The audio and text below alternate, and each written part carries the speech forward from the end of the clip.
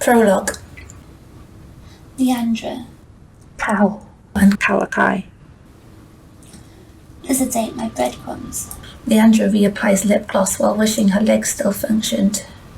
She's unable to update her fetish modelling website due to exhaustion and the continuous screaming of her lower body's nerve endings.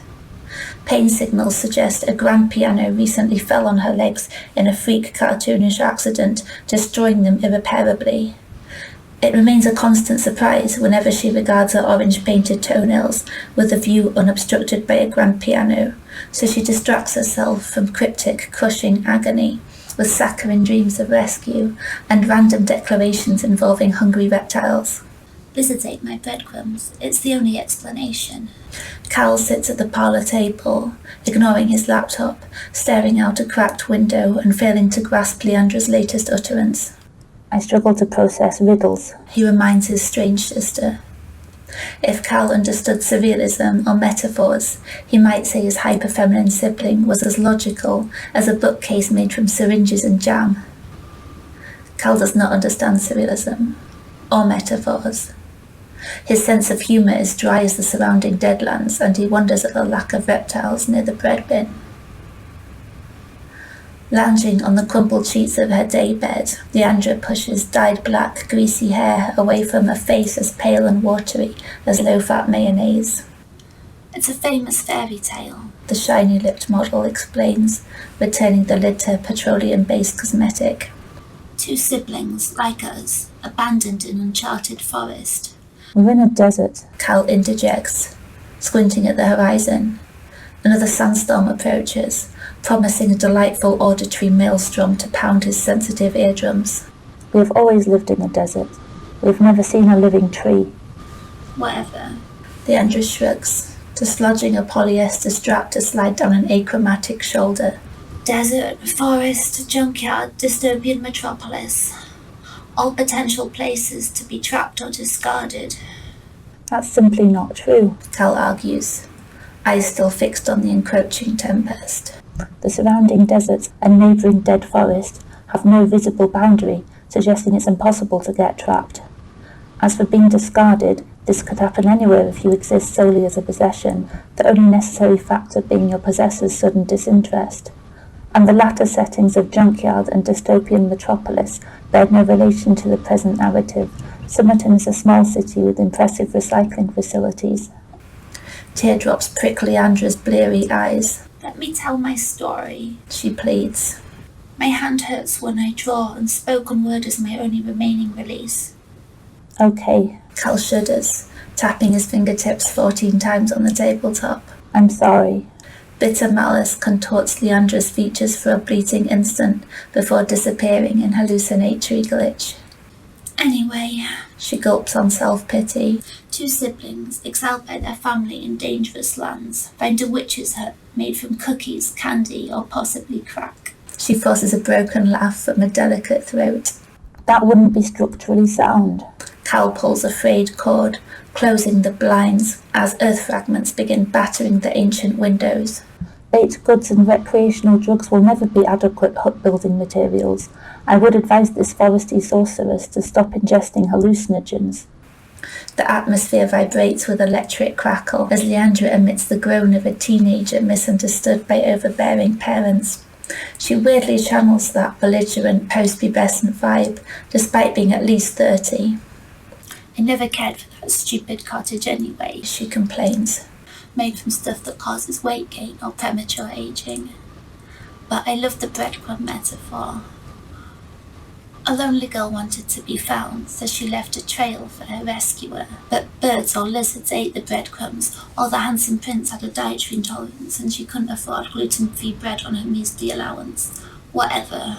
What I remember is a poor girl left a trail for a rescuer but remained lost regardless. That's me. Except I'm not in a forest, I'm in a weird desert city, alone. Apart from my autistic brother.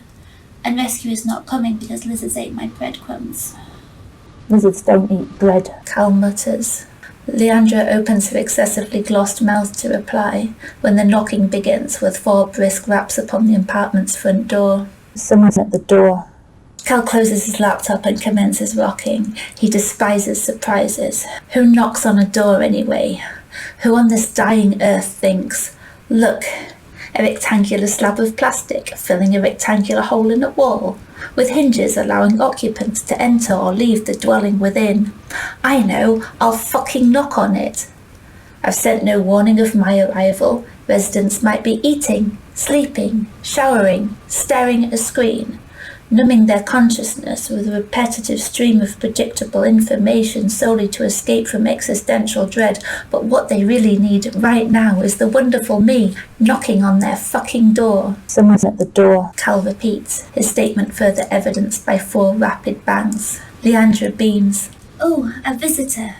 Were you expecting anybody? I'll always be waiting for somebody. Is that yes or no? The knocking continues as Leandra emerges from her nest of orange cushions. Does it matter? She winces as she rises, smoothing her creased peach nightdress as she shuffles toward the hallway. Both words bear the same meaning to the wrong listener. Her breath rasps as though she is running. Halfway across the room she stops, a stray beam of muted sunlight dissecting her surgically enhanced physique as she raises a scarred ankle to peel a candy wrapper from the sole of a perfectly pedicured foot. 4 more knocks bombard the entrance. I'm coming. Leandra trills. She approaches the doorway, reaching for the lock with delicate fingers. Shouldn't we check who's there first? Cal threats from the parlour, but Leandra ignores her cautious brother and opens the door to the unknown. The unexpected visitor is a woman in military uniform. She is blue. Azure eyes drill through sandy air to assault Leandra's hesitant smile. Teal lips are pursed with impatience. Stray orange particles fill the cracks in a starched blue uniform, covering a muscular figure, stiff with formality and simmering brutality. That's a lot of words to say to look like a military fucking smurf. Hi. Leandra greets her new, uniformed friend. Leandra, is the visitor's terse response, a statement, not a question. That's me. The sleepy model agrees, leaning against the door, following the exertion of walking from the parlour. I'm here with a recruitment offer for you and Cal. Leandra yawns and allows the guest to enter. Cal, there's a Blue Army lady here to see us. Cal scurries from his seat as Leandra shuts out the storm. He finds his sister leaning against magnolia wallpaper, while the bizarre blue arrival wipes sand off her uniform. Cal, the newcomer greets him, offering a blue-gloved hand. I'm Captain Calanooka from Bureau Spell in the Chroma sphere system. I'm here to recruit you and Leandra for the Chroman army. Confused Cal shakes the offered hand without speaking. His life brims with unspoken rules, as though most humans carry a secret social interaction guidebook, while the neurotypicals are thinking, here's an unfamiliar social situation, I'll consult my handy guidebook for the required speech and mannerisms. Cal's internal monologue becomes hysterical screaming. Neurotypicals survive the chaos of most workplaces. Neurotypicals can cope with their regular items changing location in the local grocery store without having a nervous fucking breakdown. So neurotypicals must innately know the required social etiquette for greeting a blue military recruitment officer from space. Don't worry, Captain Calanooka reassures him.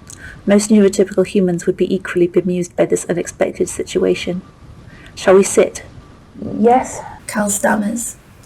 Calanooka strides into the parlour, pausing to command, join me. Over her shoulder, she sits at the table. Cal's discomfort at Calanooka's apparent telepathy is displaced by relief when she does not sit in his favourite chair. Leandra limps languidly after Cal, asking, Can I fix anyone a drink? No, sit. Calanooka glares at the tired hostess, the cosmetic-crusted countenance framed by tousled curls, the porn star proportioned body slouched in a threadbare nightdress. Calanooka shakes her head. Leandra takes the chair to her left, Cal sits to her right, and Calanooka folds her gloved hands on the table. So, you received our recruitment leaflets. Cal and Leandra exchanged shocked glances. Cal had sat awake, clutching the leaflets, rereading obsessively, amazed at obtaining evidence validating his online research. Leandra had dismissed the contents as raving conspiracy theory, but secretly she shuddered at the alien imagery, phrases which peered into her skull and echoed her strangest dreams. She intended to use one leaflet as a barrier between drug crystals and her useless credit card before racking toxic lines to stimulate herself some lonely evening, but she suspected the alien summons would follow her into oblivion. Internal reveries regarding tenuous internet research and solitary drug binges are not the keen response I was hoping for. Calanooka admonishes. Stop thinking so loud. Focus on input, not output, and reread. She dispenses 2 further leaflets to the gobsmacked hosts. Is there a problem? Yes. Cal slowly nods. You can't arrive at somebody's apartment uninvited, read their mind, and expect them to reread unrequested Space Army recruitment leaflets without causing some confusion. Also, why are you blue? Because I don't have a boyfriend, murmurs Leandra, who due to lack of attention is peering through the crack in the blinds at retreating sand clouds. What? Cal and Calanooka stare at the confused model. Sorry, I lose the thread of conversations. Leandra turns from the filthy window, smiling at Calanooka in a pitiful attempt at endearment. Her eyes are tortured pits of hell. Calanooka returns a disappointed gaze to Cal. I told you, I'm from Bureau Bell in the Chroma sphere system. 6 seconds pass in awkward silence before Cal's eyes widen. The blue sphere. Exactly. Calanooka nods. Due to a powerful dye in our agricultural produce, all Chroma's inhabitants develop colouring to match their sphere of residence. I hail from Bureau Bell, where seafaring folk dwell on blue islands and vast ocean. You would drown there. With your peachy colouring you resemble inhabitants of Opri Shengla, a dry sphere of orange, brown and white rock. The Oprish never built ships. They built fancy temples, crowded cities, endless roads traversing their arid globe, but no ships, because they lack an ocean and never learnt to fly. So we Beshbers are stuck on frag collection, answering these stupid questions. Leandra graces Cal with a kittenish smile. We're on acid, aren't we? Calanooka maintains stony silence while Cal ponders this possibility. Several unrealistic events are occurring this afternoon. A blue-skinned space captain appearing on their doorstep, certain grocery items devoured by reptiles, the sandstorm receding after mere minutes. Calanooka bangs her fist on the table, glaring as Cal flinches. Considering my appearance and presence unrealistic is insulting, she reminds him. And lizards don't eat bread. Leandra swapped birds for reptiles in a misinterpreted fairy tale because desert relocation increased the story's relevance to her self-absorption. The desert does have birds, but they eat corpses, not starchy carbohydrate-based foods. And the sandstorm passed quickly because an imminent demonic uprising is disrupting local weather systems. Rekish demons dropped a crib on this rock 32 years ago. It will soon reactivate. The siblings stare open-mouthed while Calanooka rants, still suspecting mischievous enemy has spiked their water supply. Calanooka groans. If you must internally doubt my presence, please think less loud. I can hear everything. Cal gulps. Surprisingly, your being psychic as well as blue does little to make you less hallucinatory. Calanooka traverses the space between them in a blur of blue annoyance. Cal finds his head inches from the tabletop, the captain's rough hand on his neck, eyes level with the recruitment leaflet. Could a hallucination do this? Read the information. Calanooka commands. And you. She snaps at Leandra, whose adoring eyes brim with fresh tears. Cal already memorized the leaflet's contents during dull moments at his torturous day job. But did you believe it? I believe in Chroma, but whenever I discuss the sphere system with anyone other than Leandra, I get accused of either being insane or feigning insanity to seek attention. Relishing neither prospect, I begrudgingly stick to respected neurotypical topics such as television, shopping, and the recent behaviour of mutual acquaintances. Calanooka releases Cal's neck from her iron grasp. The parallel universe you access through your mindscape's extra dimension is a wrecking joke. Look what that stupid alien society has created. A barely conscious model hooked on humiliating photo shoots for attention, and a social outcast, forced from most workplaces by ableism and managerial abuse. That connected world turns creative and psychic potential into a handicap, trapping you in an antiquated economic system. It's a Caldam disgrace. A solitary tear traces Leandra's tragic face. I'm so happy, she informs her audience. Calanooka sneers at the emotional model. Why are you happy? I'm finally being rescued. Maybe lizards didn't eat my breadcrumbs. I just needed to have faith. I'm not some hackneyed prince rescuing you from a sugary crack house. Oh, but taking us from Somerton makes you our saviour. This world is a sickly narcotic prison and I always felt alien. Calanooka shakes her head. I'm not here to save you. Cal rubs his sore neck. Then why are you here? I was allocated 2 frags from this backwater mindscape, and for some inexplicable reason I was pointed in your direction. By whom? By the autistic ruler of this rock, who insisted I take you 2, rather than the warriors who flanked them.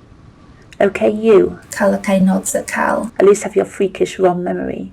We can use the portable hard drive of your brain for information storage and retrieval within electromagnetic fields where our tech becomes inoperable. But you, Calanooka scowls at Leandra. have no discernible purpose. I'm building an army, not a rehab centre. Cribs are reactivating across the minefields. Without trained soldiers to halt the outbreak, the demons will conquer infinite mindscapes, causing multi-universal genocide. A mindscape under total wreckish control contains no conscience, no hope, no respect for innocent life. Everything pure dies as lifelike carriers are killed or subjugated and psychopathy reigns supreme. Connected vessels terminate other lives before their designated death date. With countless portal doors still broken, we race against time to save researchers from wreckish-related deconstructions. Due to the interconnected nature, The comb screen on Calanooka's wrist starts emitting a grating, repetitive beep. The sound reminds Cal of his alarm clock. It reminds Leandra of a pounding dance floor anthem. Calanooka answers the call. yes, She growls into the receiver, before turning a purplish shade of blue. Leandra shines with the euphoria and excitement of dreams coming true. Shall we go with Calanooka to join the Chroma army, Cal? Her brother clutches his head and recommences rocking. I struggle with sudden decisions. wrecking hell. Calanooka snaps. Cal, damn, I'm coming. She terminates the call and glares from anxious Cal to beaming Leandra. We have an emergency. She informs the unstable siblings. If you wish to join the Chroma army, we leave immediately.